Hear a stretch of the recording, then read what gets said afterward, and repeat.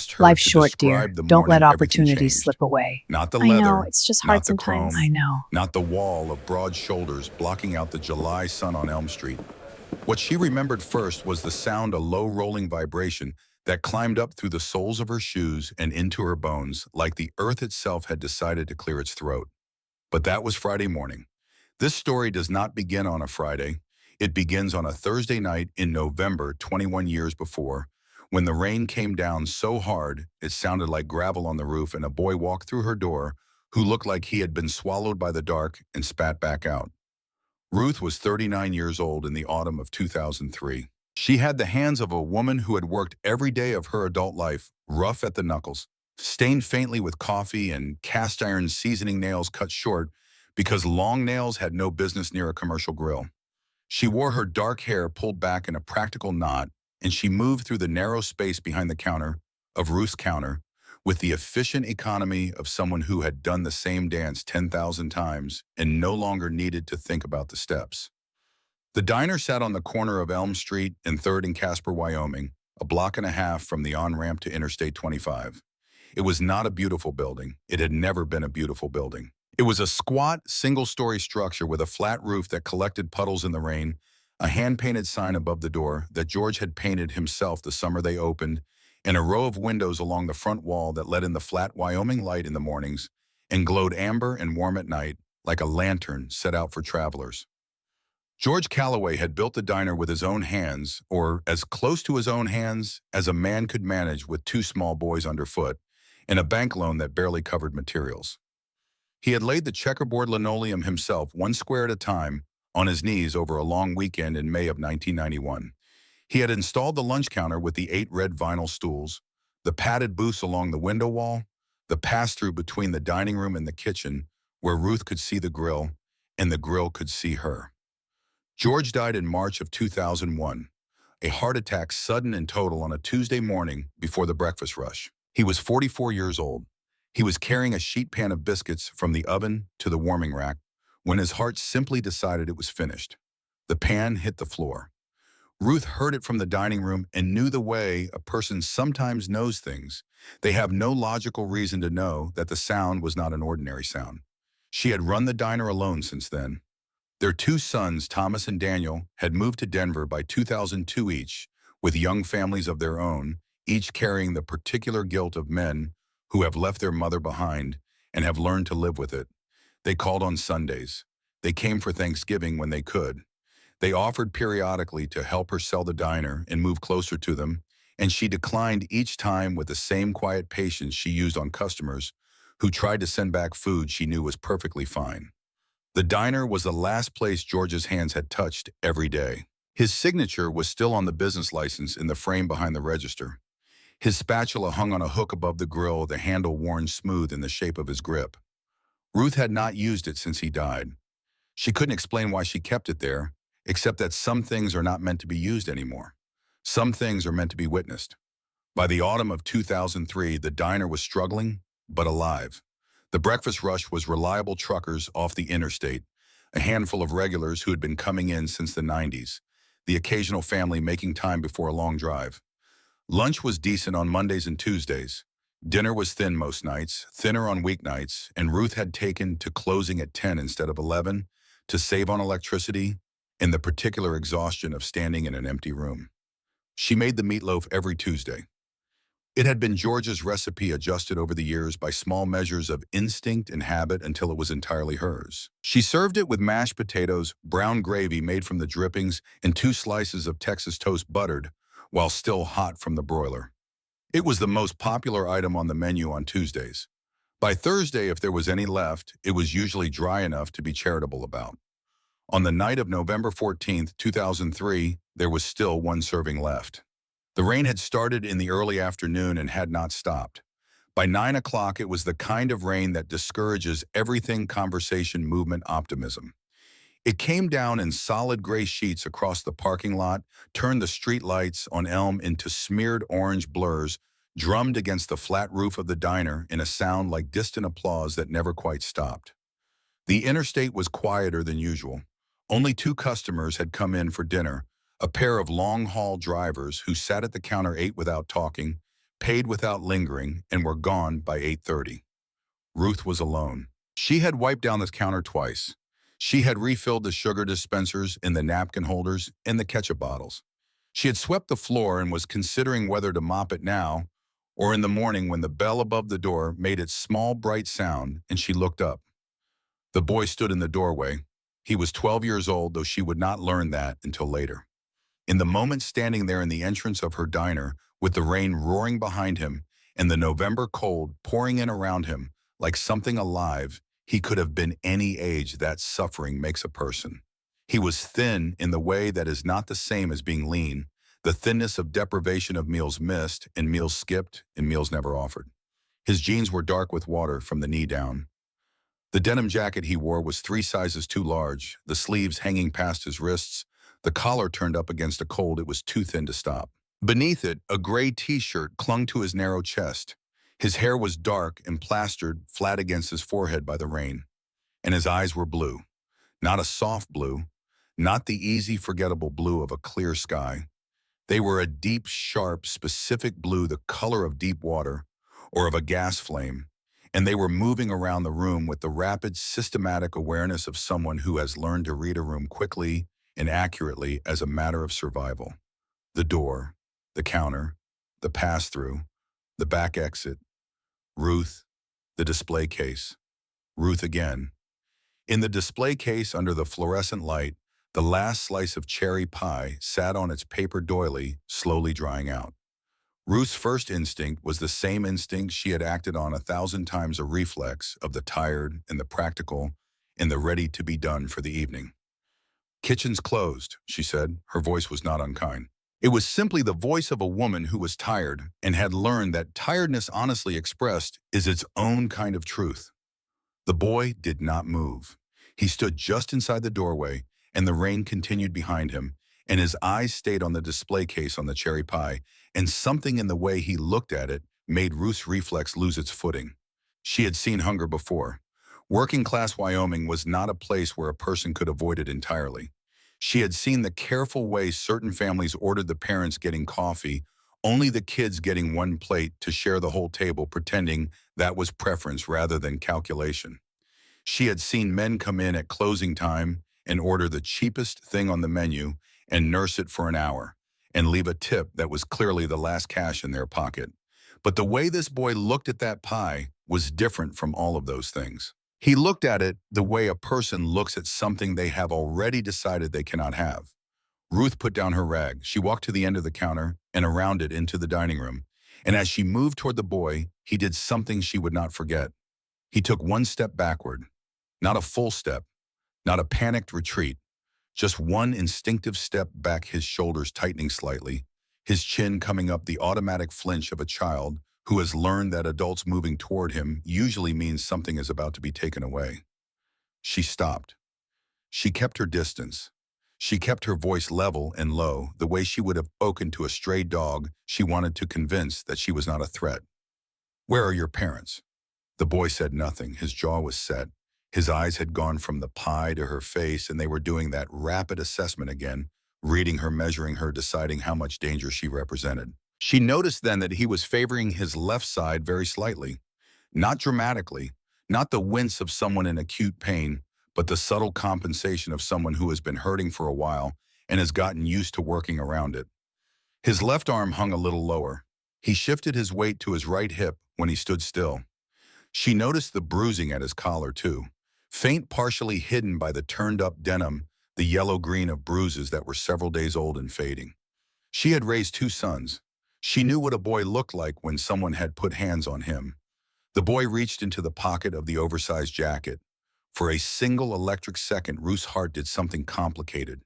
Then he pulled out his hand, and she saw what he was holding, a fistful of coins, loose change, pennies and nickels and a few dimes, and he leaned forward and set them on the nearest table with the flat, decisive sound of someone making a transaction. "Coffee," he said. His voice was rough, underused, the voice of someone who had not spoken to another person in several days. "Just coffee." Ruth looked at the coins. She looked at him. She did the arithmetic, which was not complicated. "Put your money away," she said. "I can pay." His chin was still up. The pride in his voice was fierce and breakable and heartbreaking all at once. I know you can. Put it away anyway. She pulled out the nearest chair. Sit down, booth 4 near the heater. You're going to catch your death standing in a wet jacket. He looked at the door. He looked at her. He looked at the door again. The heater was running along the wall beside booth 4, and the warmth of it was reaching all the way to where he stood, and his body was making the decision before his pride could stop it. He moved to the booth and slid in along the red vinyl, and the jacket was so large that when he hunched into the corner, he almost disappeared inside it. Ruth went into the kitchen. The grill was scraped and cooling. The fryer was off and draining. The prep surfaces were clean. She looked at all of this for a moment, the dark and resting kitchen already put to bed for the night, and then she turned the flat top back on. She took the last slab of meatloaf from the refrigerator, still wrapped in the plastic wrap she had put around it that afternoon, and she set it on the warming surface. She loaded a pot with the mashed potatoes and set it over low heat. She ladled the gravy into the small saucepan and turned it on. She took 2 slices of bread and put them under the broiler and waited for them to color. She was not in the habit of explaining herself, even to herself. She did not stand in the kitchen and have a moment of reflection about kindness or charity or what the boy might need. She just cooked the food the way she cooked food because that was what the kitchen was for and that was what she knew how to do. When she came out of the kitchen with the plate meatloaf, mashed potatoes, brown gravy poured over both 2 slices of golden Texas toast, the boy was asleep. He had laid his head down on his folded arms on the table, the way a young child sleeps at school, deeply and without embarrassment, and his chest was rising and falling in the slow, heavy rhythm of someone who has not slept in a real bed for a long time. His face in sleep had lost the taut wariness of his waking expression. He looked exactly as old as he was, which was not very old at all. Ruth set the plate down quietly. She leaned close. Hey, she said softly, wake up. He startled awake with the sudden, total alertness of someone not accustomed to sleeping soundly, both hands flat on the table, eyes open and scanning before he was fully conscious.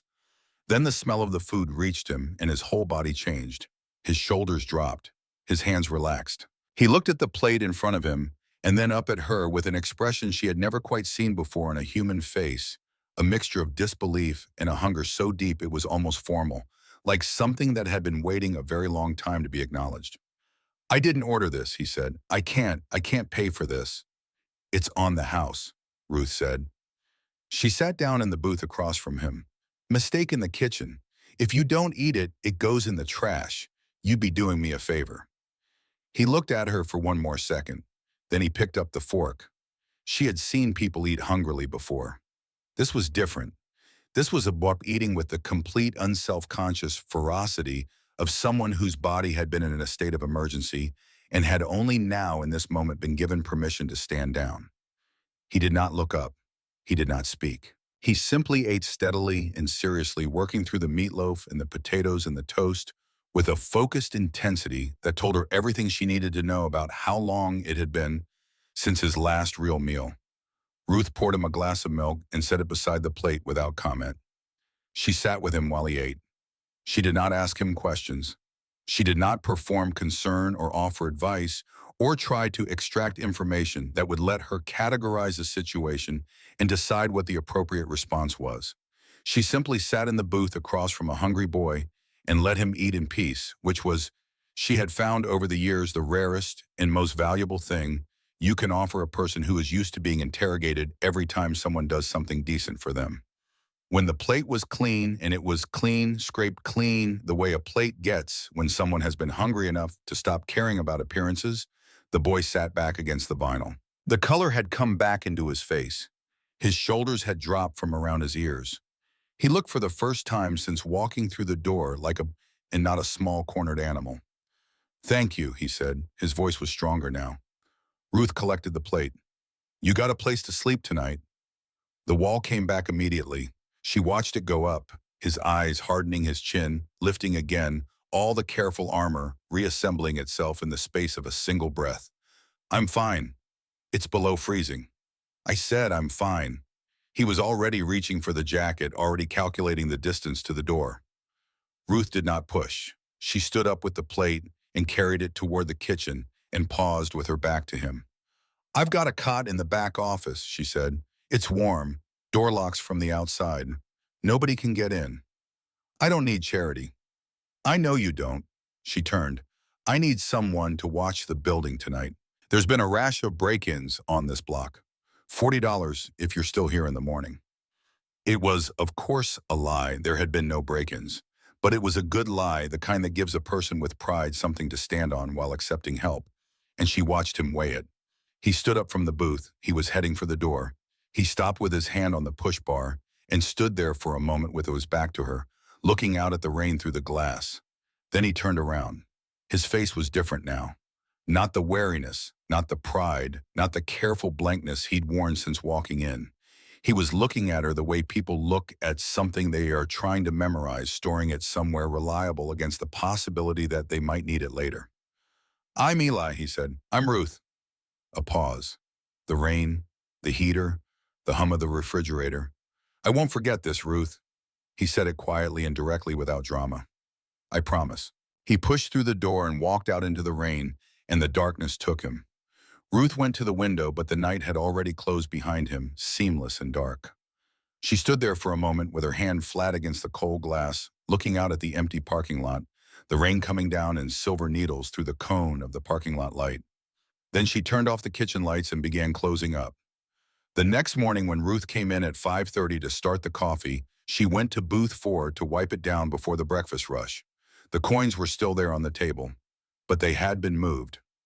Sometime in the night before he left, and she did not know when he had left or whether he had slept at all, or how long he had sat in the warmth of that booth before the road called him back, Eli had arranged the loose change into a shape on the formica surface. Pennies and nickels and dimes placed with what must have been considerable care in the dim light, arranged into the unmistakable outline of a heart. Small, precise, left deliberately. Ruth stood looking at it for a long time. She could hear the coffee brewing in the kitchen, the first pale light of a Wyoming November, coming through the front windows, the distant sound of a truck on the interstate. Then she went behind the counter and found a small glass jar, one of the jam jars she kept for serving cream, and she came back to the booth and picked up the coins, one by one, and put them in the jar. She screwed the lid on. She set it on the shelf beneath the register, behind a stack of paper guest checks, where it wouldn't be in the way. She did not examine why she kept them. She did not have a theory about it. She simply kept them the way a person keeps a thing they are not ready to throw away. That jar sat in the same spot through every season that followed, through the slow erosion of the years, through the changes and the losses and the grinding work of keeping a small business alive by sheer stubbornness. The re-roofing job in 2009 when the flat roof finally gave up. The breakfast rush that gradually thinned as the interstate bypassed them in 2018 and took most of the truck traffic with it. The 2 summers when Ruth's arthritis was bad enough that she had to hire a teenager named Marcus from 2 blocks over just to help with the grill. The jar stayed. 21 years is a long time. It is long enough for a boy to become a man and for a woman to become something harder and quieter and more certain of what matters. It is long enough for a town to change so thoroughly that the things it used to be are visible only in gaps and absences, the empty lots where buildings used to be the faded ghost signs on brick walls, the people who remember what was there before and have stopped mentioning it because nobody asks anymore. By the summer of 2024, Casper had changed. The new money had come in the way new money always comes quietly at first, in the form of consultants and real estate agents and architectural renders presented at city council meetings. Then all at once in the form of construction fences and demolition notices and cranes rising above the old downtown blocks like metal herons standing in shallow water. The man behind most of it was named Conrad Price. He was 53 years old, and he had the particular bearing of someone who had been told he was exceptional for so long that he had come to experience the world primarily as a series of things not yet arranged to his satisfaction. He was tall, thin, in the way of men who exercise as a form of aggression, and he wore suits that cost more than Ruth made in a month.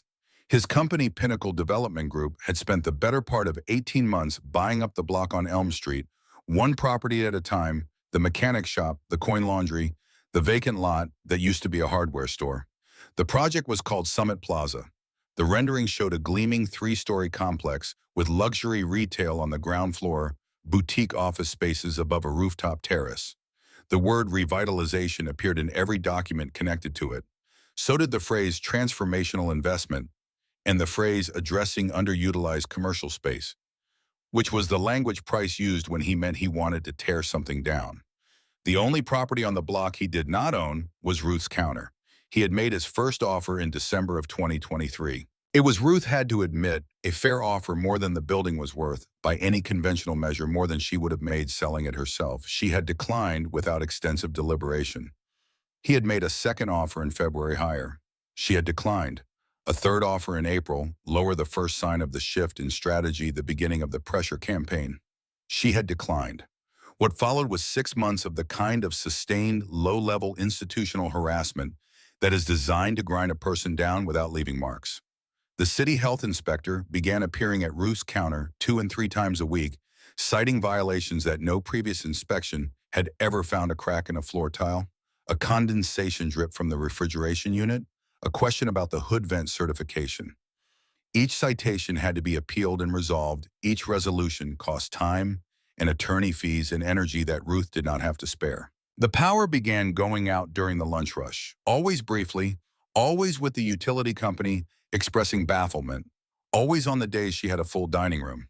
The loading dock behind the diner was blocked twice by a truck that had no manifest and no driver Ruth could locate, and whose plates, when she eventually wrote them down and asked a friend at the DM5 to run them, came back registered to a shell company she could not trace. She knew what it was. She wasn't naive.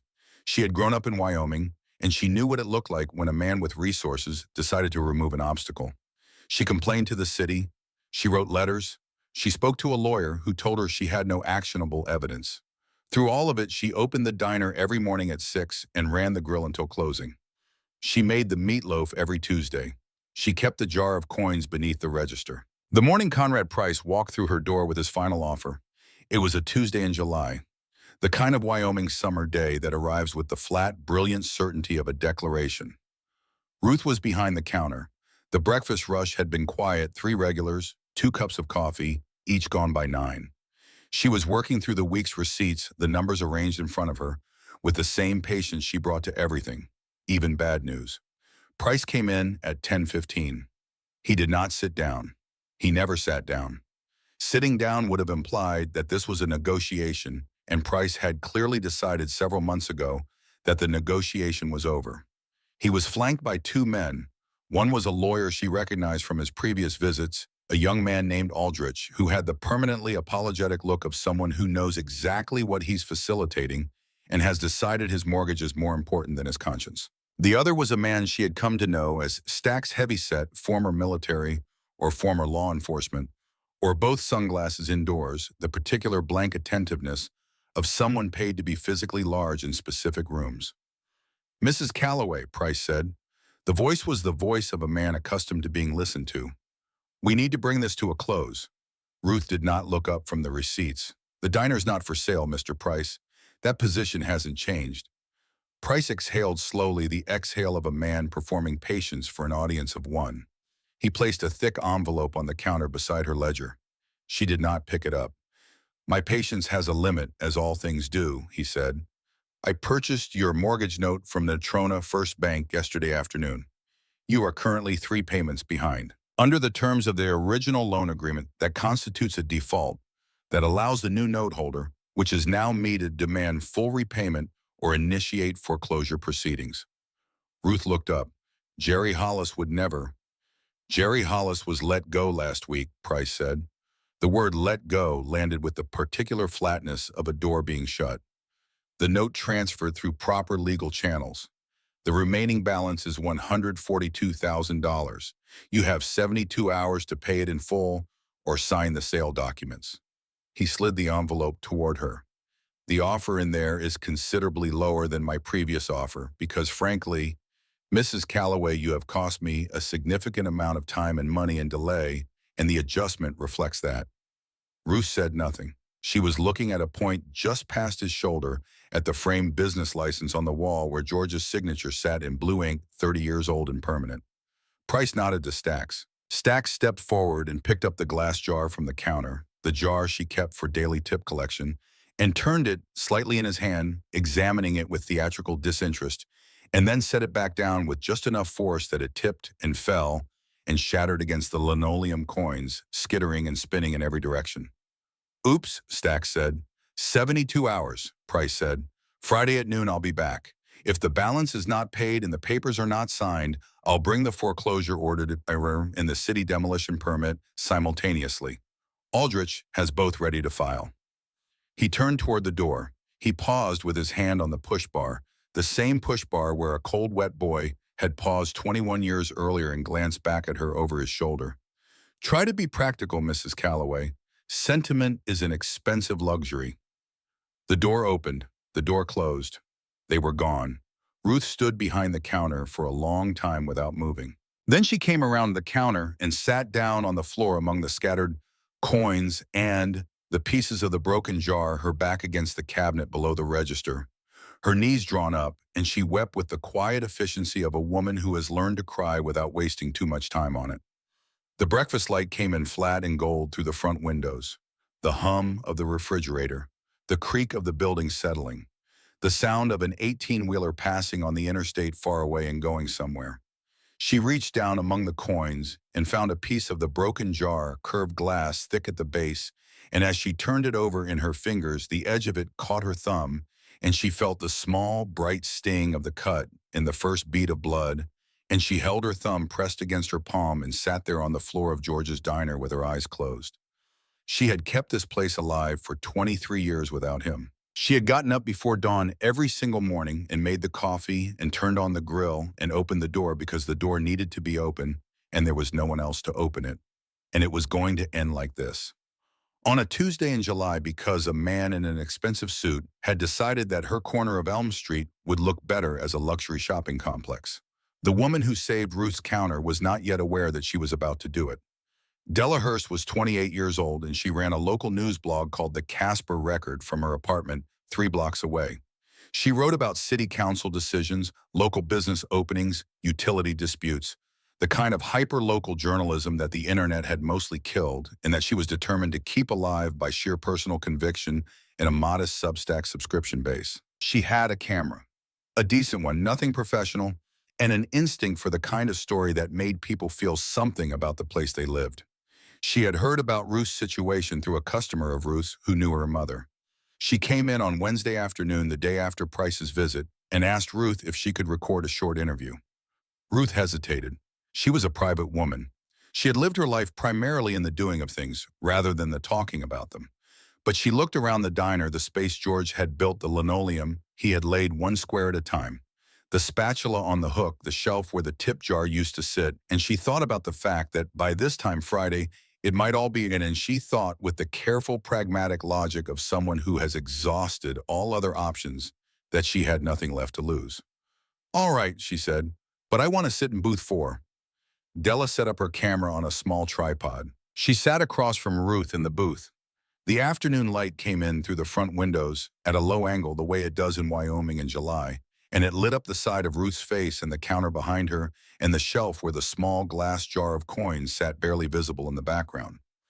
Della asked about the diner, about George, about the years alone, about Price. Ruth answered each question in the direct, unadorned way she approached most things, without drama, without self-pity, without performing her own suffering for the camera. Then Della asked a question that was not on her list.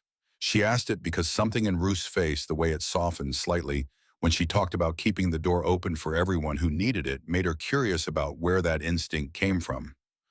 Ruth, she said, you've fed half this town for free at one point or another. People who couldn't pay people who needed a warm place. Where does that come from? Ruth was quiet for a moment. She looked at the table surface. Then she looked at the camera with the steady, undramatic gaze of someone telling a true thing. I had a boy come in once, she said. Long time ago, November 2003. A rainy night late, I was about to close. He was 12 years old and he had walked in off the street and he was soaking wet. And he was hungry in the way that you can see when someone hasn't eaten for a long time. I fed him, that's all. I fed him and I sat with him while he ate, and I didn't ask him anything because I could see he needed to eat more than he needed to be questioned. Della waited. He told me his name when he left, Ruth said. He said he wouldn't forget. I never saw him again. She paused. I kept hoping over the years, I kept thinking, if I put enough good into the world might hold me up when I needed it. She looked down at the table. I suppose I'm still waiting to find out if that's true. Della uploaded the video that evening. She titled it The Last Day of Ruth's Counter. It was honest and raw and unglamorous, and it got 1,200 views by midnight, most of them from Casper. Most of them people who knew Ruth or knew of her or had eaten at her counter at one point in their lives. Comments of sympathy, shares to local Facebook groups. A GoFundMe started by a teenager that raised $400 before midnight and stalled. It was not enough. Nothing that happened on Wednesday was enough. But at 11:47 that night, when Ruth had already gone home and turned off the lights and was lying in the dark in the house on Colfax Street that still had George's work boots by the back door, an account on a national biker forum reposted Della's video with a caption that was 8 words long. Brothers, Casper, Wyoming, Ruth's Counter, Friday, ride. No name attached to the account. No explanation. No context. But by morning, the post had been shared 300 times across 4 different platforms, and somewhere out on the interstate system of the American West, on roads that ran through Utah and Nevada and Colorado and Montana, the sound of engines was already changing. Something was coming. Ruth did not know it yet. She was sitting at her kitchen table with a cup of coffee that had gone cold, reading a foreclosure document with the methodical attention of someone who understands the importance of knowing exactly how they are being beaten. She was 60 years old and she was tired, and her thumb still ached from the cut of the broken glass. And outside the kitchen window, the Wyoming morning was coming in big and blue and indifferent the way mornings do when they have no opinion about what the day is going to bring you. She picked up George's spatula from the counter where she had laid it the night before, wrapped in the dish towel already packed. She held it in both hands for a long time. Then she set it back down unwrapped on the counter. Not yet. Friday morning arrived the way consequential mornings often do, without fanfare, without ceremony, with the same flat indifference the sun brings to every day, regardless of what that day intends to do to the people standing in it. Ruth was at the diner by 5:15. She had not slept. Not in any real sense. She had lain in the dark on her side of the bed, still her side after all these years. The left side because George had always taken the right, and some arrangements outlast the people who created them, and she had watched the ceiling and listened to the house settle around her and thought about numbers, the $142,000, the 72 hours that were now down to 14, the $400 sitting in a GoFundMe account that some teenager had started with good intentions and no understanding of how large the gap was between 400 and 142,000. She got up at 4:30, made coffee she barely tasted, and drove to Elm Street in the dark. She let herself in through the back. She turned on the kitchen light. She stood in the middle of the kitchen for a moment, with her hands at her sides, looking at the grill, the prep tables, the pass through the hook where George's spatula hung. She had brought it back with her this morning, rewrapped in the dish towel, and she hung it back on the hook in its proper place before she did anything else. Some things belonged where they belonged for as long as they could. She started the coffee. She prepped the line. She did it all with the same careful attention she had brought to every morning for 23 years, because the body knows its work even when the mind is somewhere else entirely, and because there is a particular dignity in doing a thing properly all the way to the end. By 6 o'clock, the diner was ready to open, the way it was ready every morning, coffee made, grill seasoned and hot. The front door unlocked, the neon sign in the window buzzing to life in its familiar amber glow. Ruth turned the sign to open and stood for a moment looking out through the glass at Elm Street in the early morning light. The street was quiet. The summer morning was already warm, the sky a pale, washed-out blue above the rooftops. A delivery truck moved slowly past on 3rd Street half a block away. A dog was barking somewhere in the distance with the persistent mechanical optimism of a dog that believes this time someone will come. At the far end of Elm Street, Ruth could see the fence line of the construction staging area Price had established 3 weeks ago. Behind the fence, she could see the upper outline of 2 yellow bulldozers parked and waiting, enormous, impatient in the early light, the way large machinery always looks, patient, indifferent to time, in a way that only things without any stake in the outcome can afford to be. Ruth looked at them for a moment. Then she turned and went back to the grill. Three customers came in for breakfast.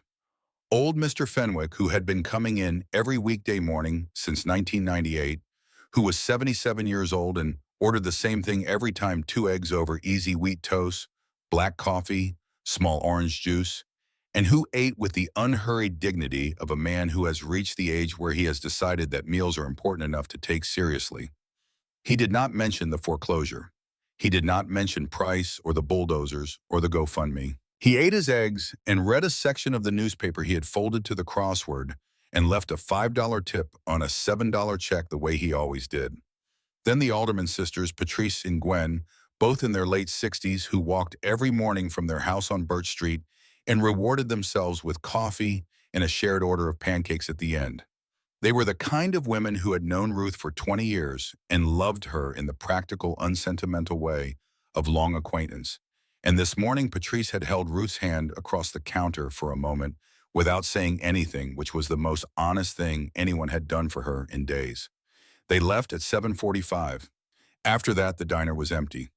Ruth cleaned the grill. She restocked the condiment holders. She wiped the counter. She looked at the clock. She wiped the counter again. By 10 o'clock, the silence in the diner had taken on a specific texture.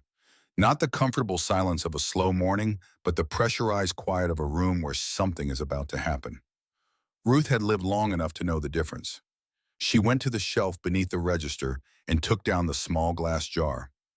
Not the broken one, she had swept that up on Tuesday. This was a different jar, a mason jar she had found in the pantry, and she had transferred the coins into it that same evening, the coins from the heart-shaped arrangement in booth 4, the pennies and nickels and dimes that a 12-year-old boy had left behind on a rainy November night 21 years ago. She set the jar on the counter in front of her. She looked at it the way she sometimes looked at things she had been carrying for a long time without fully understanding why the way you look at an object that has been with you through so much that it has stopped being just an object and started being something closer to a record. Evidence of a particular moment, proof that the moment had been real. She was still looking at it when she heard the car doors in the parking lot.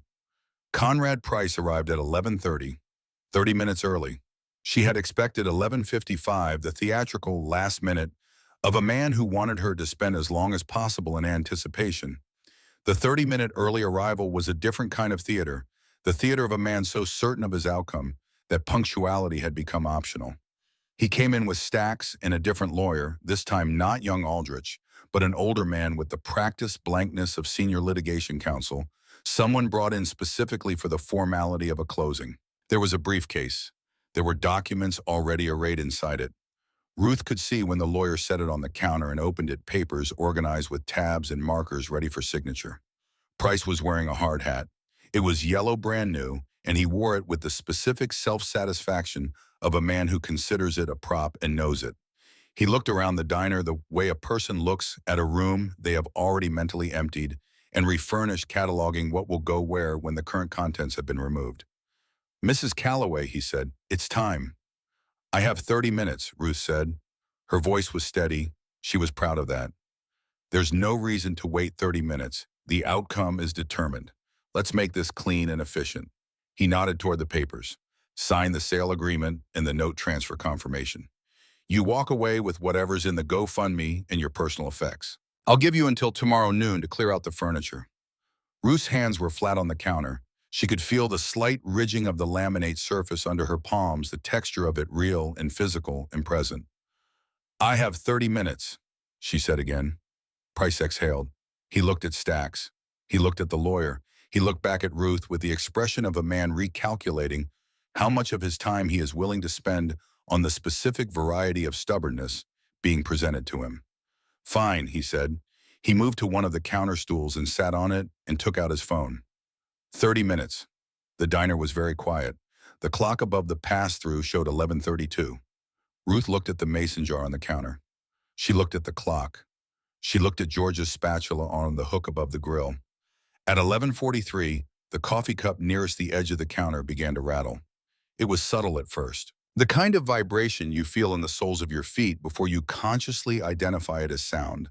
A low, subsonic trembling that seemed to come from everywhere at once, from the floor and the walls and the air itself. Ruth felt it in her palms where they rested on the counter. The surface of the coffee in the pot began to show small, concentric rings the way water in a glass shows the footfall of something large approaching. Price looked up from his phone. "What is that?" he said. The vibration became a hum. The hum became a rumble. The rumble became a roar, a deep, layered, resonant mechanical roar that climbed steadily in volume and frequency like the opening bars of something enormous being played at full power, and it was coming from the west end of Elm Street, and it was not stopping. Ruth looked through the front windows. At the far end of the block, turning from Main onto Elm, came the first of them. Then the second, then 10, then 20. They came around the corner in a tight, disciplined formation that filled both lanes of the road, the sunlight striking the chrome handlebars and the polished engine cases and the black lacquer of the gas tanks in a moving wall of reflected light. They wore leather cuts and dark helmets, and they rode with the unhurried, immovable certainty of people who have decided exactly where they are going and are not in any particular hurry to justify that decision to anyone. They kept coming. Outside, Ruth could see Deputy Cord Halsey step out of his patrol car, which had been parked across the street since 11. He stood beside the open door and watched the motorcycles fill Elm Street, his hand resting on his belt, his expression unreadable from this distance. The bulldozers at the end of the block were completely blocked. Price was on his feet.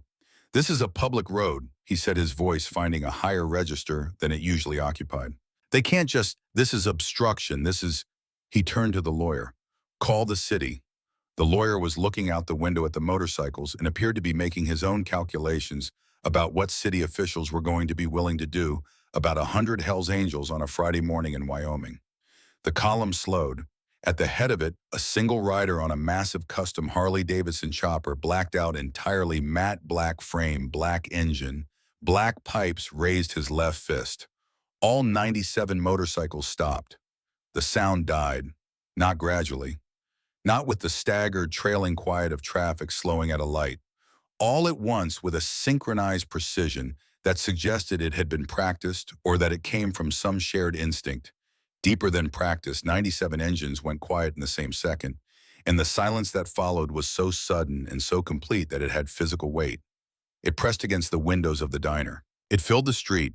Kickstands came down, one by one, and then all at once, 97 kickstands dropped to the asphalt of Elm Street in a sound like a slow, deliberate sentence being written. The man at the head of the column dismounted. He was enormous. The word was not a figure of speech or an emotional impression, but a straightforward physical description. He stood 6 feet and 4 inches tall, with the kind of breadth through the shoulders that comes from decades of physical labor, from the kind of life that is measured in miles, in weather, in work, rather than in offices and negotiations. He had a shaved head and a thick, dark beard, shot through with gray. His arms were covered in tattoos from wrist to neck, dense and intricate, and the leather cut he wore over a black thermal shirt bore the Hells Angels' Death's Head on the back and the word Nomads on the bottom rocker. He took off his helmet. His face was weathered in the way of men who have spent most of their lives outdoors. Deep lines at the corners of his eyes, a scar that ran from his left cheekbone down toward his jaw, the particular tanned and wind-roughened complexion of someone for whom the interior of a room has always been the exception rather than the rule.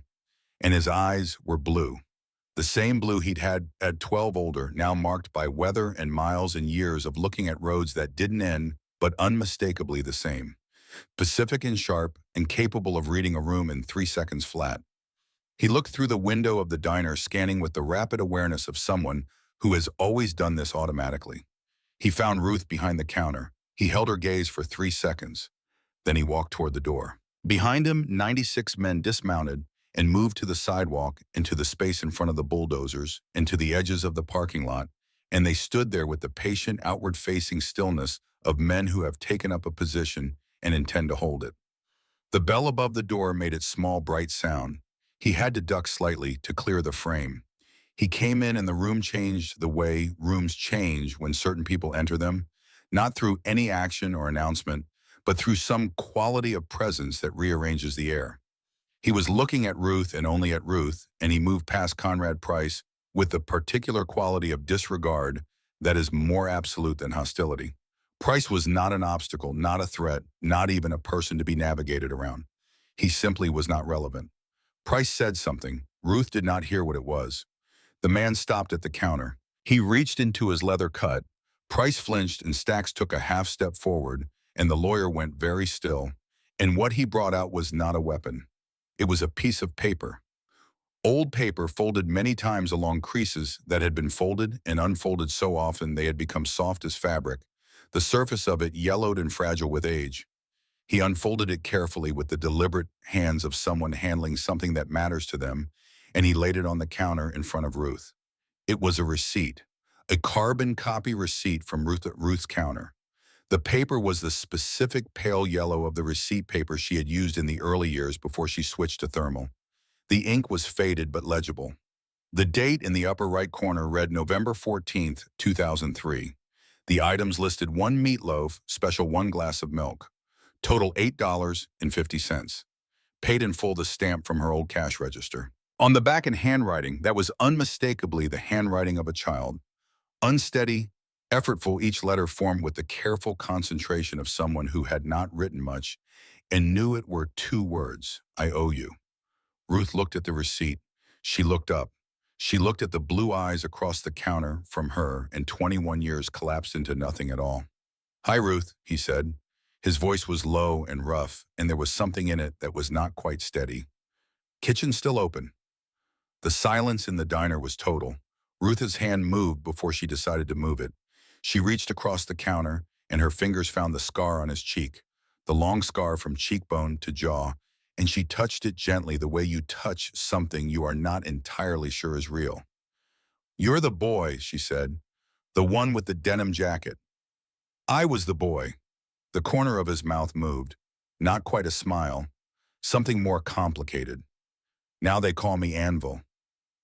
Eli.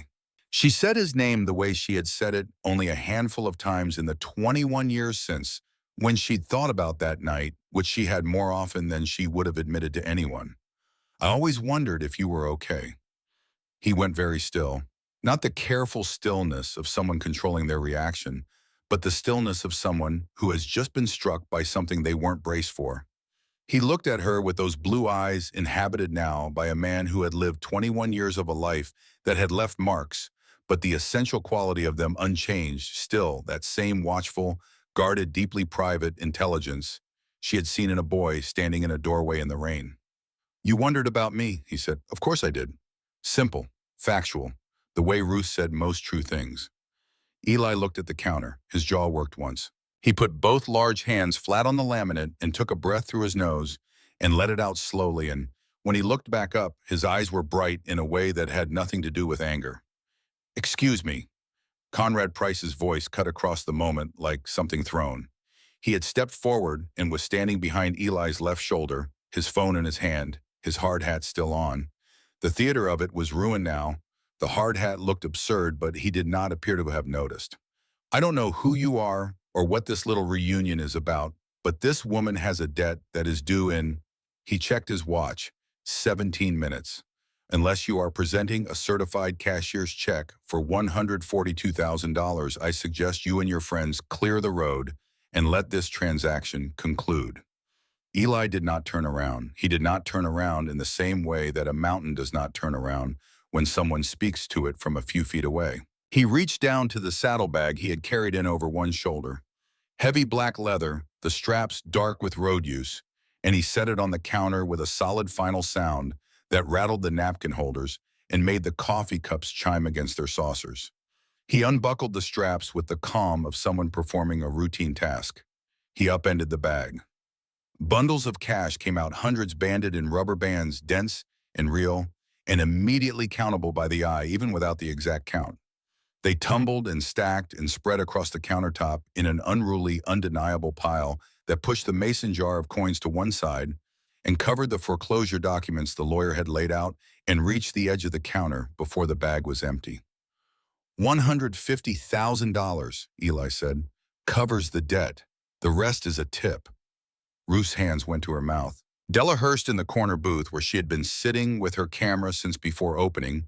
She had texted Ruth the night before and asked if she could be there, and Ruth had agreed because she was still operating on the logic of having nothing left to lose, zoomed in on the pile of money with the focused, silent attention of someone who understands that they are witnessing something that needs to be documented. Price stared at the cash. Then he smiled. It was a specific kind of smile, not the smile of a man who has been defeated, but the smile of a man who has just seen his opponent play a card he already knew how to counter. "I don't accept cash," Price said. "Company policy, anti-money laundering compliance. The contract stipulates payment by certified cashier's check or verified wire transfer only." He spread his hands in a gesture of regret that contained no actual regret whatsoever. "It's in the fine print of the mortgage note, Mrs. Calloway. Your banker friend here should have mentioned that when he drafted it." He looked at his watch again. 15 minutes. You cannot get to a bank and back in 15 minutes. The property defaults to me at noon. He looked at Eli with the expression of a man explaining a game to someone who has only just sat down at the table. "I'm sorry. Truly." He was not sorry. Eli finally turned around. He turned slowly, the way he did everything with the patient, deliberate economy of someone who has learned that urgency is usually someone else's problem. He looked at Price for a moment with an expression of what appeared to be mild professional disappointment, the way a craftsman looks at a job done incorrectly by someone who should have known better. "I figured you'd be difficult," Eli said. He took a phone from his vest pocket, not a smartphone, a battered flip phone, the kind that still exists primarily in the hands of people who have specific reasons for preferring them. He opened it and dialed a number from memory, held it to his ear. "Bring him in," he said. He closed the phone. 30 seconds passed. The bell above the door jingled. Two nomads entered, between them walking with the specific stiffness of a man who is very nervous and is trying to look less nervous than he is, came a third person. He was in his late 40s, wearing a gray short-sleeved shirt with a pen in the breast pocket, glasses slightly fogged from the July heat outside, and the expression of someone who had been sitting in a motorcycle sidecar for the last 20 minutes, working himself into a state. Ruth recognized him. "Gareth," she said. Gareth Pullman, who had managed the Natrona First Bank branch on Center Street for 11 years, before being walked out of the building by Human Resources 8 days ago, with a severance check in a non-disclosure agreement he had signed without reading. Carefully enough, looked at Ruth with the expression of a man who has made a decision and is committed to it and is absolutely terrified. "Hello, Ruth," he said. Price stared at him. "You have no standing here. You were terminated. Whatever access you think you have. The NDAI sign covers disclosure of client financial information," Gareth said. He had clearly rehearsed this. His voice was thin, but it stayed on the line he had prepared for it. "It does not prohibit me from performing a banking function that I am legally still authorized to perform because Pinnacle Development Group's legal team moved fast enough to walk me out the door, but not fast enough to process my system access termination before the end of the business day on Friday of last week." He reached into his shirt pocket and produced a folded piece of paper. He unfolded it and set it on the counter beside the pile of cash.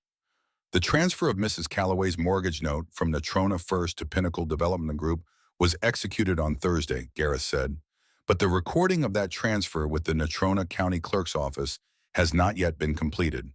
Mr. Price's counsel requested a delay in county recording to the end of the current fiscal quarter to manage the transfer tax liability." He looked at Price steadily, the look of a mild man who has arrived at the particular calm that comes when a mild man has finally decided that something matters more than his own comfort. "Until that county recording is complete, the note legally remains with Natrona First, and I retain authorized access to Natrona First deposit systems until 5 p.m. today when the weekend lockout protocol initiates." He took a small rubber stamp from his other shirt pocket, the kind of personal desk stamp that bank employees use for night deposit certification, and he set it beside the paper. "If I accept this cash deposit on behalf of Natrona First and issue a paid-in-full receipt," Gareth said, "the debt is legally discharged. The bank receives its money. The transfer to Pinnacle becomes moot because there is no longer a note to transfer." Price's lawyer had opened his briefcase again and was going through documents with the rapid intent focus of someone looking for a flaw in an argument that is being made faster than he can track. Price himself was looking at Gareth the way a man looks at something that has malfunctioned at the worst possible moment. "This is fraud," Price said. His voice was controlled, but the control was costing him something now. "This is collusion." "This is Aldridge." He turned to the lawyer. "Tell him this is fraud." The lawyer looked up from his documents. He was quiet for a moment. "The recording delay was your instruction," he said carefully. "That detail is accurate." The room was very still. Eli looked at Della in the corner. Della already had the camera up, already recording, and she gave him a single small nod. Eli turned back to Gareth. He picked up a bundle of cash from the pile on the counter and held it out. "Write the receipt, Gareth." Gareth took the money. His hands were shaking slightly, but he pulled the notepad from his pocket, uncapped a pen, and began writing with the careful, deliberate penmanship of a man who knows this document matters. He wrote for 30 seconds. He tore the page free. He pressed the rubber stamp to the ink pad he had also prepared. It seemed brought with him in his pocket, and he pressed it to the paper with both hands. He laid the receipt on the counter beside the pile of cash. Paid in full. The time on the receipt was 11:58. Ruth picked it up. She held it in both hands and looked at it, and the room was very quiet. Price stood still for a long moment. The hard hat, the Italian suit, the lawyer with his briefcase. The documents with their tabs and markers all irrelevant now. He looked at the receipt in Ruth's hands and then at Eli and then at the windows where 96 men in leather were standing on the sidewalk and in the street and in front of the bulldozers with the patient, outward-facing attention of a perimeter that has been established and intends to stay established. Outside, Deputy Cord Halsey was still beside his patrol car. He had moved slightly. He was leaning against the hood now, arms crossed, watching the front of the diner with the expression of a man who is deciding what his obligations are in a situation that is evolving faster than his briefing this morning had suggested it would. Price turned to Stax. Stax was a man who had made a professional life of being willing to do things that other people needed done. He had stood in front of debtors and resistant tenants and difficult situations of various kinds, and he had resolved them through the implicit presence of his size and the explicit threat of his willingness to use it. He looked out the window at 96 Hells Angels nomads standing in the July sun with their arms folded, and he did the arithmetic of the situation with the speed of a professional, and the arithmetic came out the same way every time. He shook his head, one small lateral movement, not for Price, for himself. Price looked at the lawyer. The lawyer was closing his briefcase. "You'll be hearing from my legal team," Price said. His voice had found a different register, now not the velvet authority of the opening, not the controlled fury of the middle, but the thin, compressed register of a man filing something away for later. "This transaction will be challenged. Every person in this room should consider themselves a potential defendant. I will bury this diner in litigation so deep it will take years and every dollar she has to fight her way out." He was looking at Ruth when he said it. Ruth looked back at him with the steady, unremarkable gaze of a woman who has heard threats before and has learned to distinguish between the ones that have weight behind them and the ones that are the last sound a man makes when he has run out of anything else. "Ride safe," Eli said pleasantly from behind him. Price turned and walked to the door. Stax followed. The lawyer followed, briefcase in hand. The door opened, the bell jingled, and the three of them stepped out into the July morning and the wall of silent, leather-clad men that lined the sidewalk, and they walked to Price's car, and they drove away. The diner was quiet. Then Della Hurst lowered her camera from her eye and let out a breath that sounded like it had been held for a long time, and from outside came a single sharp whistle, and then a sound that started low and built quickly into something between a cheer and a roar. 96 voices, in the particular quality of release that comes when men who have been holding a position are told they can stand down. Ruth stood behind the counter holding the receipt. Her knees were doing something unreliable. She put both hands flat on the counter and breathed and looked at the paid-in full stamp and at the mason jar of coins that Eli had pushed gently back toward her when he upended the bag, and at George's spatula on the hook above the grill, and at the framed business license on the wall with George's signature in blue ink. Then the door opened again and the bikers started coming in, and the diner that had been empty and silent all morning became within the space of 10 minutes the loudest and most alive it had been in years. Hammer went straight to the kitchen without being asked. Uwe washed his hands at the prep sink and turned the grill on. Ox appeared with a crate of eggs from somewhere. He had apparently taken the liberty of stopping at a grocery store on the way into Casper and set it on the prep table and looked through the pass-through at Ruth with the expression of a man waiting for direction.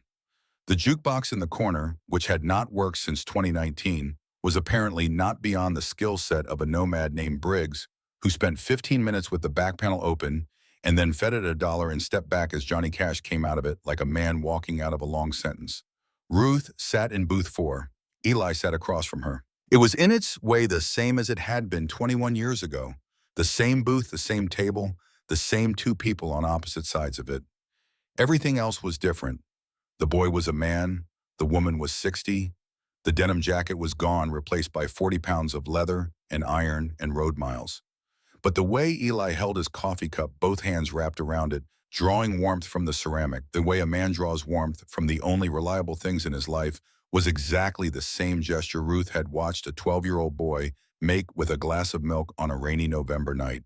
He told her some of it, not all, the parts that mattered. After he left the diner that night in 2003, he had hitchhiked west. He had been running from a foster placement in a house where the man who ran it used his belt to solve problems, and the system had not been interested in what Eli had to say about it. He'd spent 3 years moving Nevada, Utah, and Northern California back to Nevada, doing what a boy without resources does to stay alive, none of which he described in detail, and Ruth did not ask him to. When he was 18, he had been sitting at a bar in Reno with $3 and a decision to make about what came next, and a man in a leather cut had sat down next to him and bought him a meal and asked him nothing about himself and offered him something that turned out to be a direction. He did what you did, Eli said. Sat with me while I ate, didn't ask for anything back. He looked out the window at his bike. I understood then that that's just what decent people do, and I decided I wanted to be a decent person. A pause, the sound of the grill, the sound of Johnny Cash, the sound of Casper going about its Friday around them.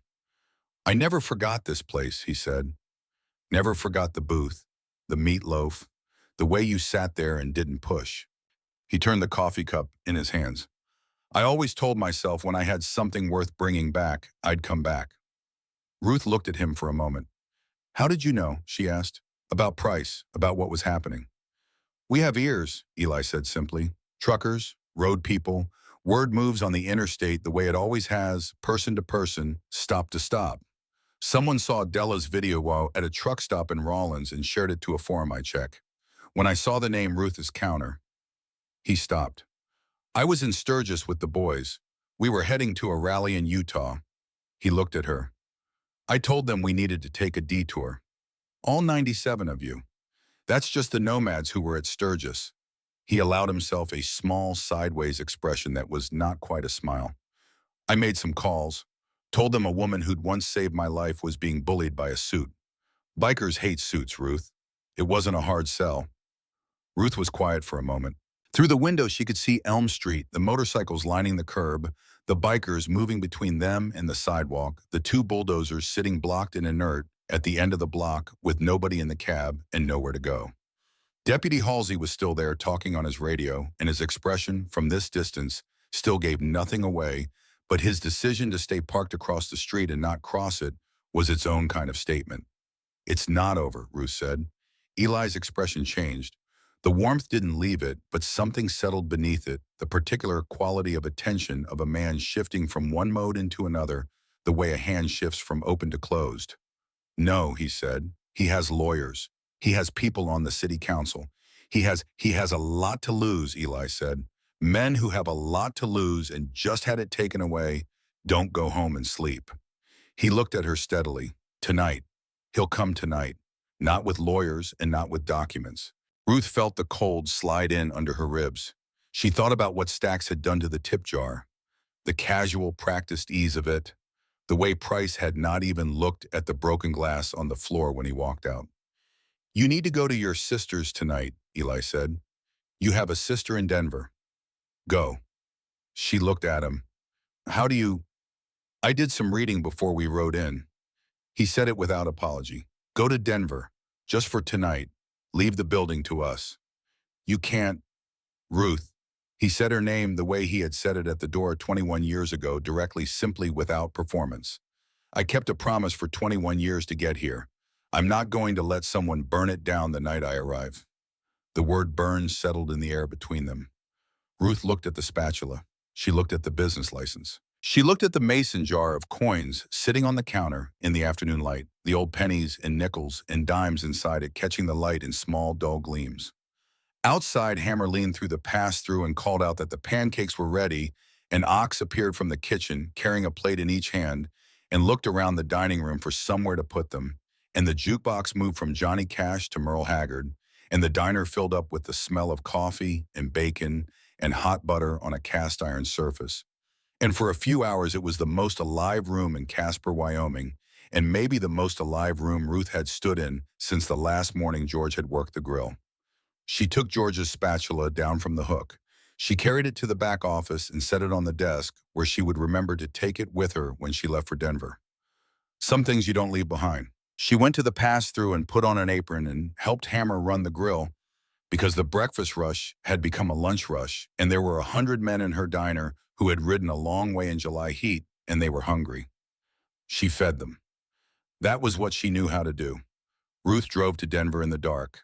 She left Casper at 8:45 after the diner had been cleaned and locked, and Eli had walked her to her car in the parking lot and stood there while she started the engine. Neither of them finding much to say that wasn't already understood. The sky above Wyoming was enormous and clear and full of stars in the way that skies in the West can be, not the polite handful of stars visible from a city, but the whole uncountable weight of them, the Milky Way, a broad smear of light from one horizon to the other, indifferent, impermanent, and quietly overwhelming. She drove south on Interstate 25 with the windows down and the night air coming in warm and dry, carrying the smell of sage and open ground. The highway was nearly empty at this hour. Her headlights reached out ahead of her into the dark and showed her the road and nothing beyond it. She thought about Eli. She thought about the way he had looked when she said she had wondered about him, the stillness that had come over him, the quality of it, like a man who has walked a long way in cold weather and has only just now been allowed to come inside and is not entirely certain the warmth is real. 21 years of carrying something. 21 years of being that boy in the denim jacket, carrying the memory of a diner and a plate of meatloaf and a woman who sat across the table and did not ask him anything because she understood at 39 what he needed more than questions. She thought about the receipt he had kept. A carbon copy receipt, the kind that comes off in 2 layers when you press the pen hard enough, the kind she had stopped using in 2007 when she switched to the thermal printer.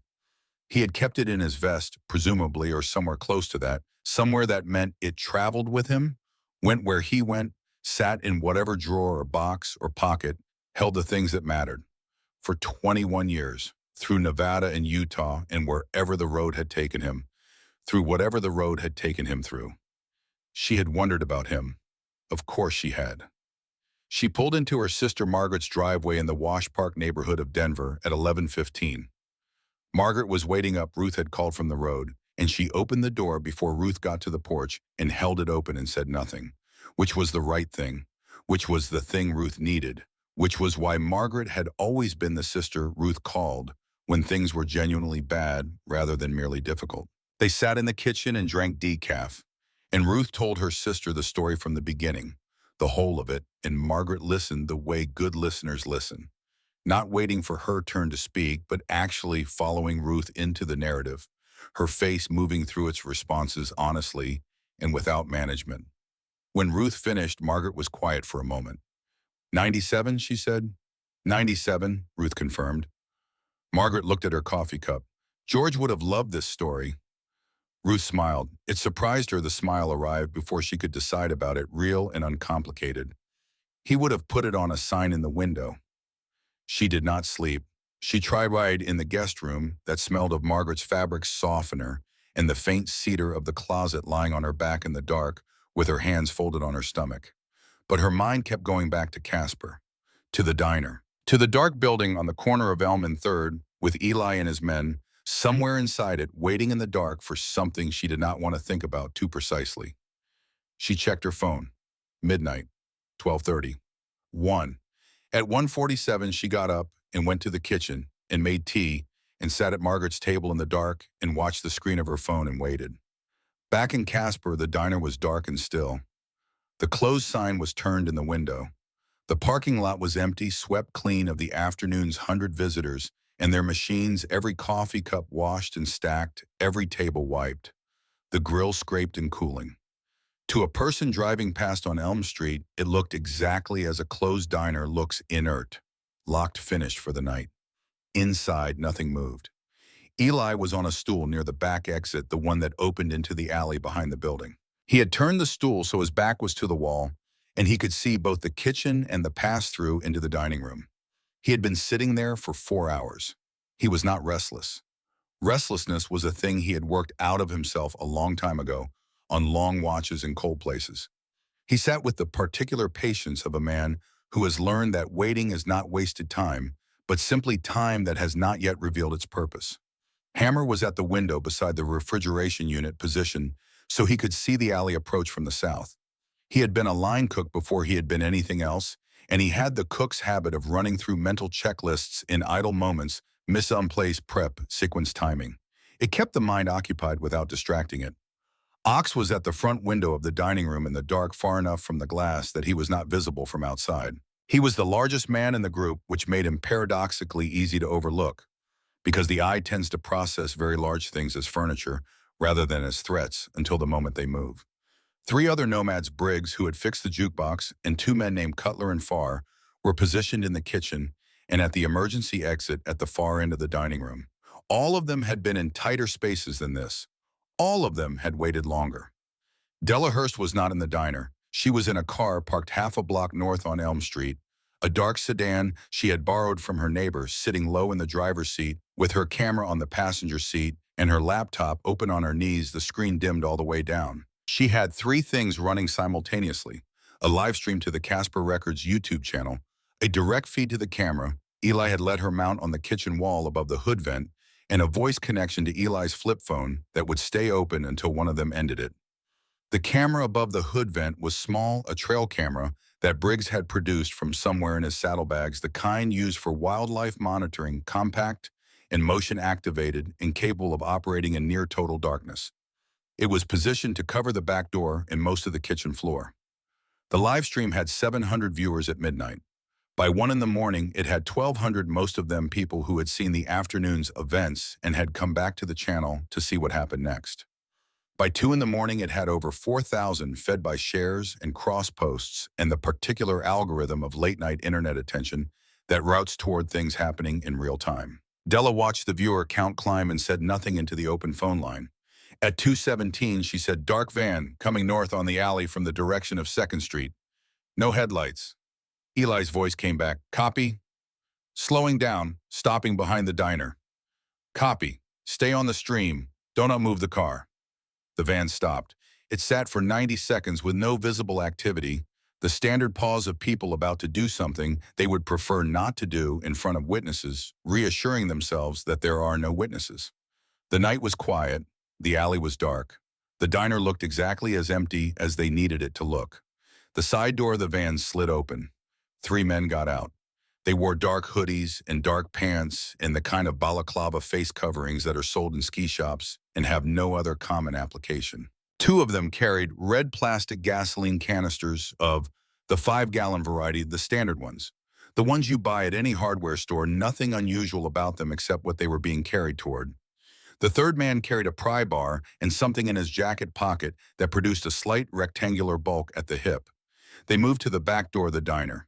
They moved with the quiet efficiency of people who have thought about this in advance, not professionals in the highest sense, not people who do this for the primary part of their living, but people who have been told what to do and have spent enough time thinking about it to feel prepared. Stax took the pry bar to the door frame. The old wood gave on the second application a crack that was loud in the alley quiet and then was absorbed by the night and the ambient sound of the city around them. The door swung inward. The three men stepped into the kitchen. They moved quickly through the dark, and the gasoline smell arrived before the liquid did the sharp, immediate chemical presence of it, filling the kitchen air before the first canister was even open. They poured with practiced efficiency along the base of the grill, across the rubber floor mats, under the prep tables, soaking the wooden shelving units, along the wall where the dry goods were kept. One of the canisters made it to the dining room, and a trail poured across the threshold and along the baseboard of the window wall. The man with the rectangular bulk in his jacket pocket took it out. It was a road flare, the standard triangular emergency type red, the kind carried in every vehicle emergency kit in America. He held it in his right hand and looked at the two men with the canisters, confirming they were done, and he raised it to strike it against the rough strip on the side. Every light in the building came on simultaneously. The fluorescent kitchen lights, the dining room overheads, the work lights above the prep tables, the light above the back door, all of them together triggered from the main breaker panel that Hammer had been standing beside for the last 4 hours, with his hand on the switch, waiting for this exact moment. The three men froze. Human eyes do not adapt instantly from complete darkness to full commercial kitchen lighting. There are approximately 2 seconds of effective blindness. In those 2 seconds, the back door slammed shut, Cutler on the outside, pulling it closed and holding it, and the sound of the front door of the diner opening and Ox's footsteps crossing the dining room floor completed the sealing of the exits. When the three men could see again, they saw Eli. He was standing in the center of the kitchen, arms crossed in the same position he might have occupied if he had been waiting for a delivery. He was not holding anything. He did not appear to be in any particular hurry. He looked at the three men with the flare and the empty canisters and the gasoline soaking into the floor mats with the same expression of mild professional disappointment he had worn when he looked at Price that afternoon. Hammer stood to Eli's left, holding a cast iron skillet with one hand, the way a man holds a tool of his trade. Briggs stood to his right, doing nothing, which was in some ways more effective. "Evening, gentlemen," Eli said. His voice was conversational and entirely calm, the voice of a man who has arrived early to a meeting and is remarking on the fact. "That's high-grade gasoline, expensive stuff." He looked at the canisters. "Shame to waste it." The man with the flare stacks, the lower half of his face covered by the balaclava, recognizable nonetheless by his build and his posture, and the particular way he stood, which Ruth would have known from 20 feet away, raised the flare. "Back off," Stack said. "I'll strike it. I'll burn us all." Eli looked at him. He took one step forward. "You think I'm scared of fire, son," he said. His voice had not changed. It was still conversational, still unhurried. "I've been to hell and back 4 times on roads you haven't seen yet. You're just a tourist." Stax's hand was shaking. Not much. A man like Stax does not shake much. But the hand holding the flare was not entirely steady, and the unsteadiness came from something more specific than fear. It came from looking into a pair of blue eyes that were absolutely, completely, genuinely unafraid, and realizing that the thing you were counting on to create leverage the thing that was supposed to make the other person step back was not working. The hesitation lasted less than 2 seconds. Eli moved. For a man his size, he moved with a speed that was almost unreasonable.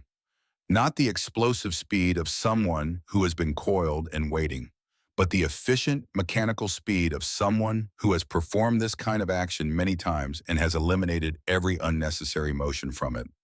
He covered the distance between himself and Stax in 2 steps. His right hand came out and closed around Stax's wrist, and he twisted with a precise, controlled torque that took the joint to its limit and then passed it. The snap was quiet and definitive. Stax made a sound that was not a word. The flare dropped from his hand and hit the gasoline-soaked floor mat, and Ruth would have stopped breathing if she had been there to see it, but the floor mat was wet-soaked through, and the flare skittered across it and lay there hissing in a small pool of the liquid without finding purchase, without catching the chemistry of it, wrong by just enough. Briggs put his boot on the flare and pressed down. The other two men had turned for the dining room door when Eli moved. They made it through the pass-through and approximately 6 feet into the dining room before Ox stepped out of the dark corner by the window, and they ran into him, which was more or less like two men running into a wall that has decided to become inconveniently present. They went down. Farr had them zip-tied in 30 seconds, his movements quick, and practiced the way a man zip-ties people when it is not the first time he has done it. Stax was on his knees in the kitchen, his broken wrist cradled against his chest, and Eli was crouching in front of him. Eli reached up and pulled the balaclava from Stax's face. He looked at him for a moment. "Mr. Stax," he said with a kind of tired familiarity. "I had hoped it would be someone I didn't recognize." He held up the flip phone. The screen was showing the open call to Della, and the number on the screen indicated it had been connected for 4 hours and 23 minutes, and the small red dot in the corner of the display indicated that the live stream was active and had been active since the call connected. 4,600 people just watched you pour the game, Eli said. "Say hello." Stax looked at the phone. He looked at Eli. He looked at the gasoline on the floor and his broken wrist, and the two men zip-tied in the dining room, and the kitchen, full of very large, very calm people who had clearly been in this room for hours waiting for exactly this to happen. Sirens, faint at first from the direction of Center Street, then getting closer with a steady, purposeful increase in volume of vehicles that know exactly where they are going. Eli waited. "Before they get here," he said quietly. He held the phone steady between himself and Stax, the camera facing outward. "I want you to tell the people watching right now who sent you to this building tonight. Loud enough for the phone to pick up." Stax was crying, not dramatically, not with any performance to it. Simply the involuntary physical response of a man whose wrist is broken and whose future has just become very small in a very short period of time. He looked at the phone and he looked at the door and he looked at Eli. "Price," he said. "Full name. Conrad Price." His voice was stronger on the second attempt. Anger has a way of clarifying the voice even when everything else is falling apart. "Conrad Price sent us $10,000 to torch the building and make it look like a wiring fault. He said the insurance payout would let him buy the land at auction for less than the sale price." A pause. He's done this before. The sirens were close now. Blue and red light was flickering against the alley wall outside the back door. "How many times?" Eli said. Stax looked at him. "How many other buildings?" Eli said. "4, Stax said. "That I know about. Gillette, Buffalo, Douglas, one in Torrington. All small business owners who wouldn't sell, all ruled accidental." He looked at his wrist. "He has people in the fire marshal's office." In the car, half a block north on Elm Street, Delahurst was watching the live stream counter tick past 6,000 viewers and typing simultaneously into a text message to a contact at the Wyoming Tribune Eagle, a message that read, "Call me right now. I have everything on record." Deputy Cord Halsey came through the back door of the diner at 3:04 in the morning with 2 other officers behind him, and he stood in the kitchen doorway for a moment taking in the scene. The gasoline-soaked floor, the broken flare, the zip-tied men, the enormous biker crouched calmly in the middle of it all with a flip phone in his hand, and his face did something complicated. Then he reached for his radio. "I'm going to need additional units on Elm Street," he said into it, "and I need someone to run a location on a Conrad Price. Try his residence first, then the Pinnacle Development offices, then the Casper-Natrona County Airport." A pause. "Private terminal specifically." Ruth's phone buzzed at 3:19. She was at Margaret's kitchen table, both hands around a mug of tea that had gone cold an hour ago, staring at the live stream on her phone screen. She had watched all of it, the van, the dark figures, the gasoline, the lights coming on, the confrontation, the arrest. She had watched it on a 4-inch screen in her sister's kitchen in Denver, and she had not made a sound through any of it, barely breathed, one hand flat on the table and the other holding the phone with a grip that left white marks on her fingers. The text was from Eli. "Building's fine. They've got stacks. Price ran for the airport. Halsey's on it. Get some sleep." She read it 3 times. Then she put the phone face down on the table and pressed both hands over her eyes and sat there for a long time in the dark behind her palms. Margaret appeared in the kitchen doorway in her robe summoned by some sister instinct, and she looked at Ruth at the table, and she went to the cabinet and got down the bottle of bourbon she kept for emergencies, and poured 2 glasses without asking, and set one in front of Ruth and sat down. They did not say anything for a while. "He's okay?" Margaret asked finally. "They're all okay," Ruth said. "The building's okay." Margaret nodded. She picked up her glass. "George always said the good ones come back." Ruth looked at her. "He used to say it about customers," Margaret said. "Feed them right and they come back. Treat them like people and they remember." She looked at her glass. "Sounds like he was right about more than food." Ruth picked up her bourbon. She slept 4 hours, which was more than she had expected. She was back in Casper by 7:30 Saturday morning. She turned onto Elm Street and stopped the car. The street was full. Not with motorcycles this time, though the motorcycles were still there lined along the curb in a long, gleaming row chrome, catching the early morning light. It was full of people, neighbors she recognized, shop owners from the next block, a family she had never seen before with 2 children who had apparently driven up from Cheyenne after watching the live stream. Old Mr. Fenwick in his windbreaker, standing with a coffee cup from somewhere talking to a woman Ruth thought might be from the city council. The Alderman sisters, Patrice and Gwen, standing arm in arm by the front window. Della was on the sidewalk, camera in hand, talking on her phone with the controlled intensity of a journalist processing more story than she could handle at the rate it was arriving. As Ruth opened the car door, someone saw her. The clapping started with Della. She lowered the camera from her eye and started it, a single person's applause, and it caught the way these things catch when the moment is right and the feeling is real. It moved through the crowd in a wave genuine and loud, the kind of applause that is not polite and not performed, but is simply what happens when a feeling needs a physical form. Ruth stood beside her car and looked at all of it, the people, the morning light, the diner with its neon sign humming in the window, the sign George had painted by hand that summer in 1991, and she was not ready for any of it, which was perhaps the only way to receive it honestly. Eli separated himself from a group near the entrance.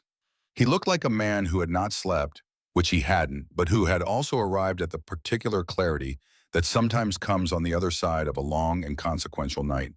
He had a push broom in one hand and grease on his forearm, and he looked entirely at home. "Morning, boss," he said.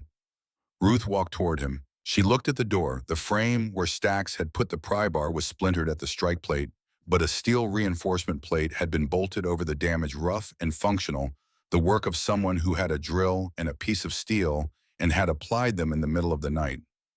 "The building," she started. "Is fine," Eli said. "Kitchen floor needs a cleaning. The back door frame needs a proper carpenter, but it'll hold." He leaned on the broom. Halsey took Stax and the other two at 308. Stax kept talking all the way to the station. Once he realized Price wasn't coming to help him, he decided to be thorough about it. "The intimidation campaign against you. The health inspection, bribes 4 other properties." He remembered dates, names. He gave them everything. "And Price." Eli's expression shifted into the territory of something that was not quite satisfaction, but was adjacent to it, the expression of a man watching a long-standing account come into balance. "Caught at the private terminal at Casper Natrona," he said. He had a bag.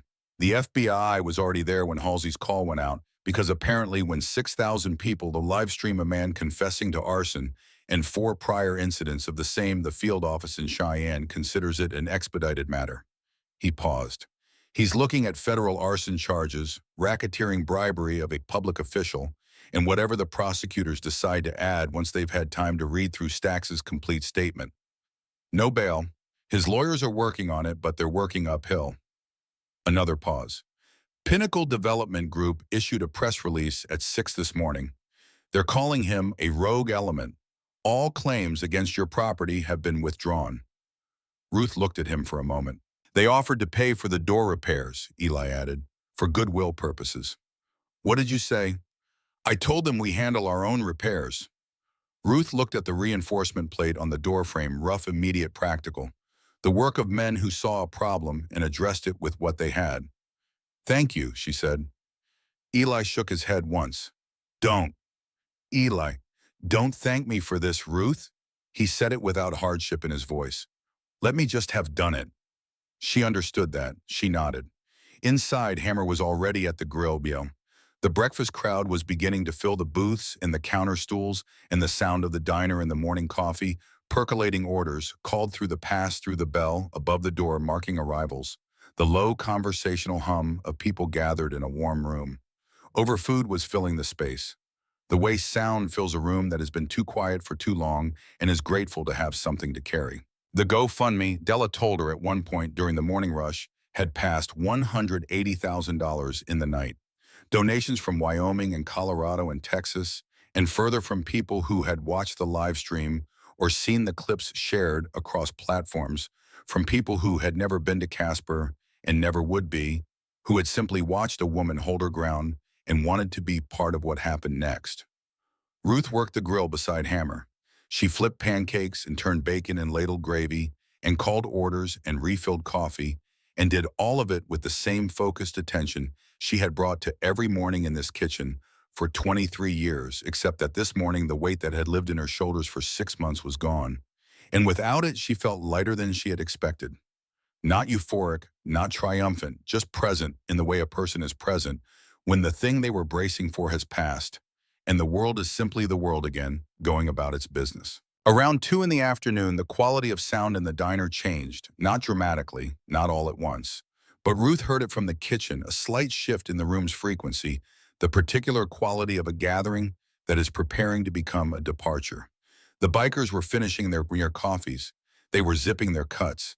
They were moving with the collective, unhurried purpose of men who have been somewhere long enough and know what comes next. Ruth took off her apron. She came out of the kitchen and walked through the diner and the customers, who were still there locals, people who had come in after the morning rush and settled in for the long pleasure of a Saturday. At a counter they had missed made room for her to pass, and a few of them reached out and touched her arm as she went by, brief and genuine, the language of people who don't have words for what they mean. Outside, the motorcycles were starting. One by one, then in clusters, the engines turned over and caught and added their voices to the accumulating sound until the air on Elm Street was vibrating with the deep, layered, resonant frequency of 97 machines awake and ready. Eli was at his bike. The massive custom chopper, blacked out entirely matte frame and matte engine, and black pipes stood at the head of the column the way it had stood when he arrived, patient, certain, facing west. He had his helmet under his arm, and he was looking up the street toward the mountains, the way people who spend their lives on roads look at the horizon, not with longing exactly, but with recognition, with the particular comfort of someone who is most at home in motion. Ruth walked out to him. Out. The crowd that had gathered on the sidewalk, in the parking lot, and the edges of the street made a natural path for her opening and closing behind her, and the sound of it all, the engines, the street, the voices, was enormous in a way that should have felt overwhelming but didn't, because at the center of it, the space between her and Eli was entirely quiet. "You can't stay for dinner," she said. He looked at her. The corner of his mouth moved. "Road calls." He was already strapping his helmet. "Besides, if we stay too long, Halsey will remember he's supposed to write us up for the parking." Ruth reached into her apron pocket. She had put the apron back on at some point without thinking about it, the same way she always moved through the morning, and the apron had the pocket with the order pad and the pen, and now the thick envelope she had put there when Gareth left the diner the previous afternoon, with the remaining cash counted out and bundled. She held the envelope out to him. "Eli," she said, "please, the donations this morning in the business, I have more than enough. I can pay off the mortgage and fix the roof and the door and still have money left over. This is too much. Take it back." He looked at the envelope. He reached out with his gloved hand, and for a moment she thought he was going to take it, and she was already feeling the complicated mix of relief and loss that comes with giving something back that you know you should not keep. But he closed her fingers around it. He pushed her hand gently back toward her chest, the way you close a door you want to stay closed. "That's not a loan," he said. "Then tell me what it is." He looked at her for a long moment. The engines were running behind him, 96 machines, and the men on them, and the whole street was vibrating, and the crowd was watching, and the morning was enormous around them. But he spoke quietly, pitched only for her. "Restitution," he said.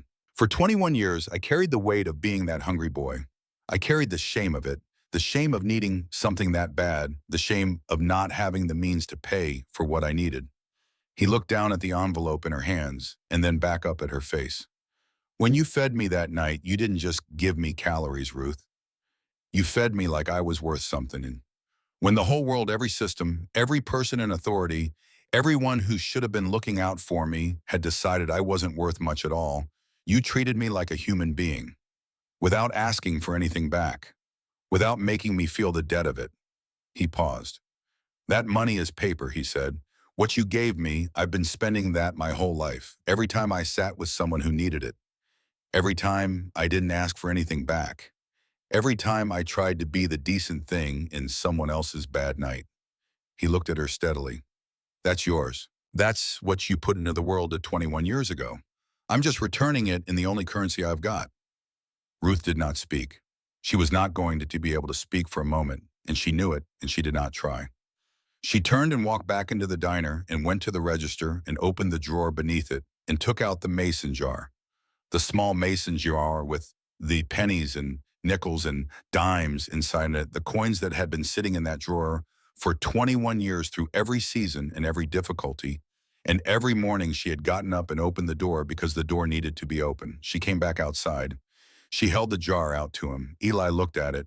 He was a large man with large hands, and the hands she noticed were not entirely steady when he reached out and took the jar from her. He held it and looked at the coins inside, the old copper of the pennies, the worn silver of the nickels and dimes, the way they caught the afternoon light through the glass.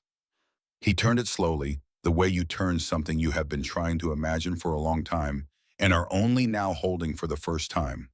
You kept them, he said. His voice had lost its steadiness entirely, and he did not seem to care about that. 21 years, Ruth said. He turned the jar in his hands once more.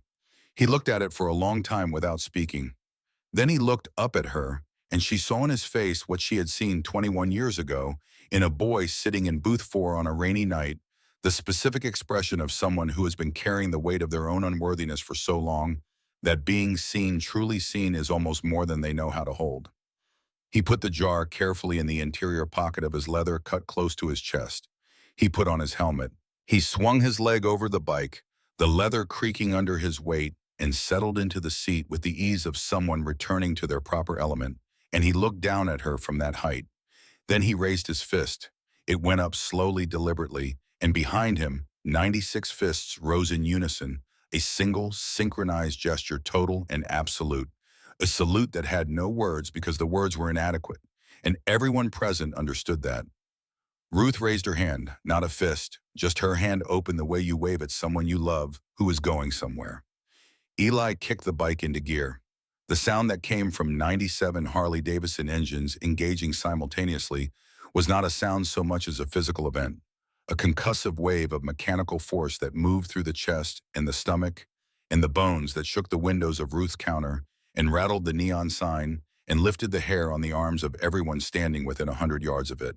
The crowd on the sidewalk stepped back instinctively and then stepped forward again, drawn by the same force that makes people move towards something enormous and kinetic and briefly perfectly itself. Eli peeled out onto Elm Street, a long squeal of rubber and a blast of exhaust. And then he was moving west, and the column fell in behind him, bike by bike, and the procession moved down Elm Street in a river of chrome and black leather, and the deep percussion of all those engines together, and the crowd on the sidewalk cheered and waved, and some of them pressed their hands together, like people who have just witnessed something they will not fully understand for a while. Ruth stood in the middle of the parking lot. She watched until the last tail light turned at the end of Elm Street, and the sound began to fade, moving west and south toward the interstate, toward Utah, toward the horizon that had no opinion about what the day had brought and would bring the same indifferent sky tomorrow regardless. The silence that settled back over Elm Street in their wake was different from the silence before they came. Before, the silence had been the silence of a place diminishing, a diner losing its traffic, a block being cleared for something that did not care what had been there. It had been the silence of ending. This silence was different. This was the silence of a place that had been tested and had held. The silence of walls still standing. The silence of a story that is not over. Ruth went back inside. She went to the register and stood behind the counter in her proper place, and she looked around the diner the way you look at something when you have been afraid of losing it and have not yet fully understood that you are not going to lose it. The checkerboard linoleum, the 8 red vinyl stools, the padded booths along the window wall, the pass-through, the hook above the grill. She reached up and took George's spatula down from the hook. She held it in both hands, the handle worn smooth in the shape of his grip, 30 years of mornings, in the wood of it, and then she set it back, in its place, on its hook. She went to the wall where the framed business license hung, George's signature in blue ink in the lower right corner, and she took the 2 receipts from her apron pocket, the carbon copy from 2003, yellow and fragile, and Gareth Pullman's handwritten paid-in-full receipt from yesterday, fresh and ink dark. And she took a piece of tape from the dispenser on the counter and taped them to the wall side by side next to George's frame.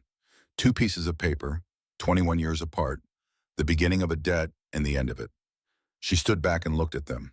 Then she went to the cabinet under the register where the mason jar had lived for 2 decades, the jar that was now tucked inside a leather vest moving west on Interstate 25. And she set in its place a small framed photograph she had brought in this morning from the car, a photograph of George at the grill taken in the summer of 1995, laughing at something someone had said just off camera, the spatula in his hand, the diner behind him full of people and morning light. She had been carrying it in her bag for a week without knowing quite why. Some things you carry without knowing why, and then the right place for them appears. Sometime around noon, Della had put the camera down. Ruth had seen her do it from across the diner, set it on the counter, with the deliberate finality of a person deciding that some moments are better witnessed than recorded, and pick up a dish towel instead. Now her voice came from the kitchen. Ruth orders up, "Table 4 wants to know if you're still doing the meatloaf today." Ruth looked at the clock. Saturday, not Tuesday. She thought about Eli's hands around a coffee cup. About the meatloaf special, $8.50, served to a boy who had needed it on a rainy November night that neither of them would ever forget for the rest of their lives. "Tell them yes," she called back. "Tell them I'll make it today." She went into the kitchen and turned on the grill. The bell above the front door jingled. Then again, a couple she didn't recognize came in, tourists by the look of them, a man and a woman in their 60s with Wyoming road dust on their clothes, and the slightly dazed expression of people who have been driving for a while and are grateful for the sight of a place to stop. "Are you still open?" the man asked, looking around at the occupied booths, the working kitchen, the living warmth of the room. "We saw the motorcycles leaving from the highway, pulled off to see what was going on." Ruth looked at them from behind the counter. She looked at the booth by the heater booth. 4 empty, now the red vinyl worn soft by 23 years of people sitting in it and eating and staying for a while, because the room was warm and the food was good and nobody asked them anything they didn't want to answer. She looked at the 2 receipts on the wall beside George's frame. She looked at the photograph of George laughing at the grill. She picked up the coffee pot. "Come on in," she said. "Kitchen's always open."